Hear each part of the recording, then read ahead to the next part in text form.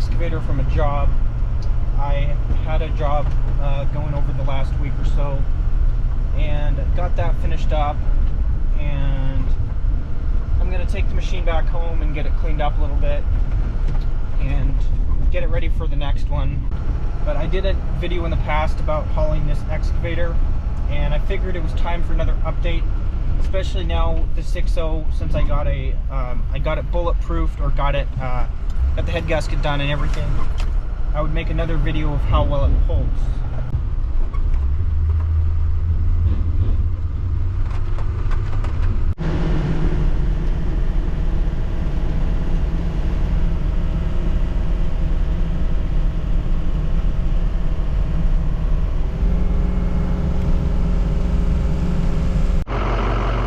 Alright, so I'm just pulling into the job site here, and I figured I would show you kind of what this job was. So the first phase, well actually this wasn't the first part that I did, but so you come in from the main road out there. They have about 1/8 of a mile run into their house. Pretty nice setup here. But this originally was all thick in here. There was a bunch of dead trees and fallen over brush, and I came in and cleared a bunch of those vine maples and got it nice clear, because this is also the property boundary. I'll show you guys the stakes. So this stake right here, and it runs, you may see those ribbons that way. Property line runs along here, and the neighbor's right next door. So I just cleaned this up, you know, trying to eliminate as much fire hazard as possible. And you should have seen this the size of this burn pile over here. Nice big burn pile, like 10 feet high right here. And as you can see, it literally, I mean, it burnt up really nice. I built the burn pile on top of some old brush that was already here, and I got that burned as well. So it's not an eyesore anymore. So when you walk into, or when you drive into this into their yard, you have a nice look. And of course, when this gets grows up a little bit in the spring, it gets to be mowable. You'd never know I was even here, and it'll just look nice and natural, nice and neat.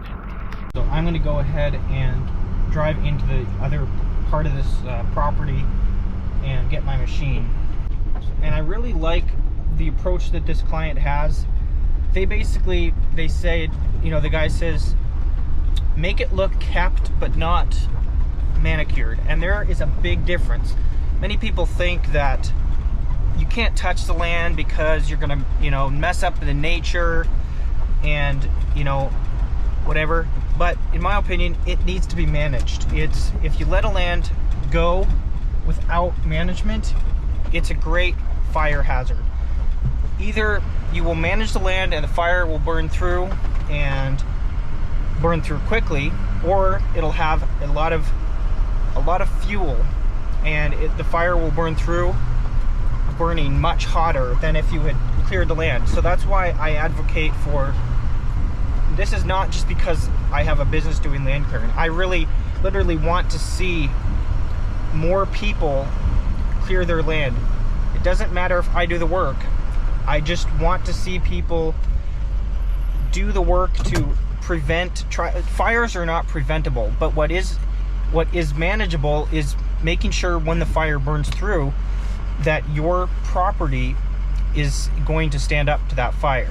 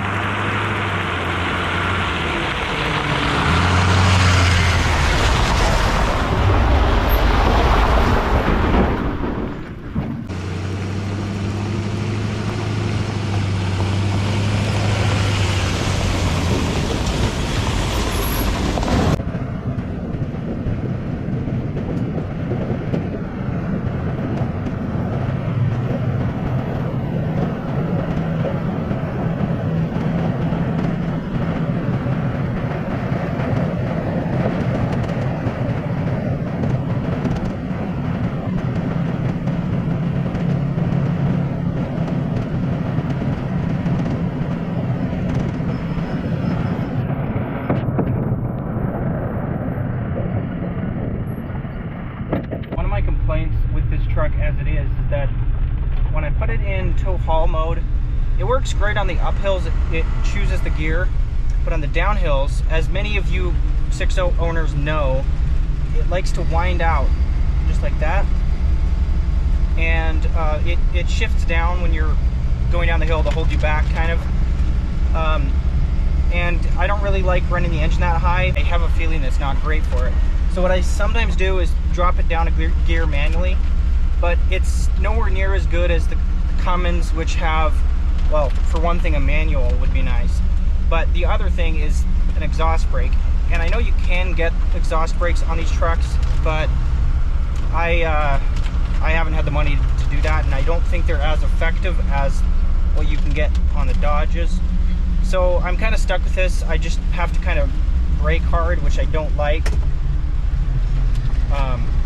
But like I said, I'll just gear down and it'll help the braking a little bit.